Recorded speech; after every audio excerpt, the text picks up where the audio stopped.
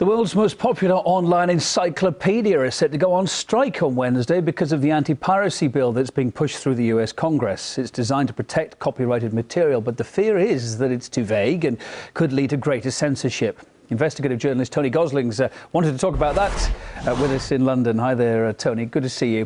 Wikipedia founder Jimmy Wales said that the planned US laws would, quote, harm the free and open internet and bring about new tools for censorship and international websites inside the United States. Do you think the bills really are that worrying that are being proposed?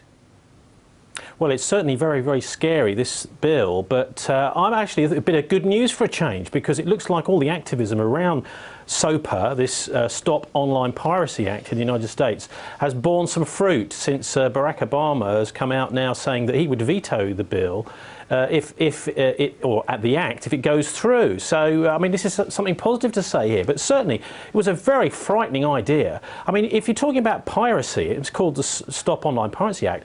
This, who are the real pirates? Who are the big guns here in the media world and on the internet? The answer is the people with the big money, who are backed by the banking system, Wall Street, etc.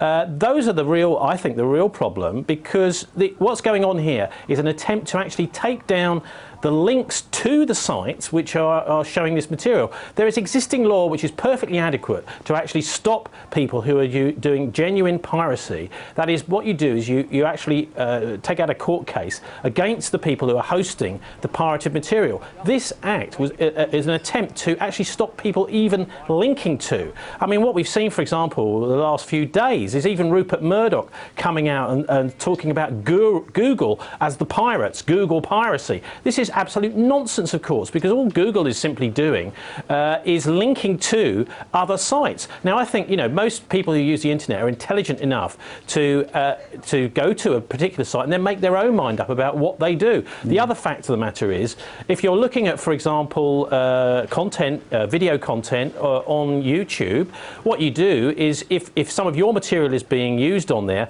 you contact YouTube and they will take it down if you can show you own that material. So the existing law is already there. What this attempt was, an attempt to actually shut down debate. And we've seen over the last week or so here in Britain a court case with a chap called Richard O'Dwyer, who's 23 years old, who was simply linking to material and making reference to that material. It looks like, is possibly going to be extradited to America. Now, anyway, copyright should be a civil offence which goes through the civil courts. It's much less draconian. What they're trying to do here with this act is, or they were anyway, until it looks like it's been killed now, is to actually take out people who even talk about this material. So really, this is the latest skirmish in a massive information war for our hearts and minds, and I'm glad to say this one is a battle the people have won.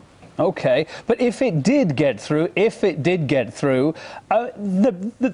whole issue of human rights here, isn't it? The whole thing about the First Amendment, freedom of speech.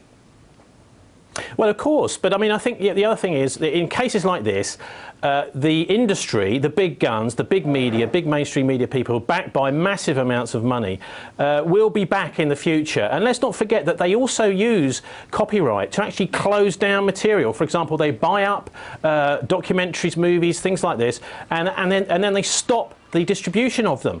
Now, this is not what the original documentary makers often want. You know, for example, you can try and get hold of some material, and you find that it's nowhere available in the world. So a lot of the ways that the owners of this material, the big media companies, what they're doing is they're actually stopping some documentaries, buying up those documentaries and then basically closing them down. So, you know, we have to be really careful of the way that the power of money can buy up the material that we want to see, we need to see, in order to understand the world. And actually, this is good news, because it means that there's a little bit less of a chance that the future media in the Western world will be turned into some sort of awful propaganda system where only the big companies decide what we see and hear. All right, Tony, you said it's self-regulating, but there are a lot of people that say there needs to be tighter restrictions. Surely, I mean, a lot of this information has been wantonly handed around without permission or payment. There have been lots of cases about that in the past. Surely a bit of tightening is needed, isn't it?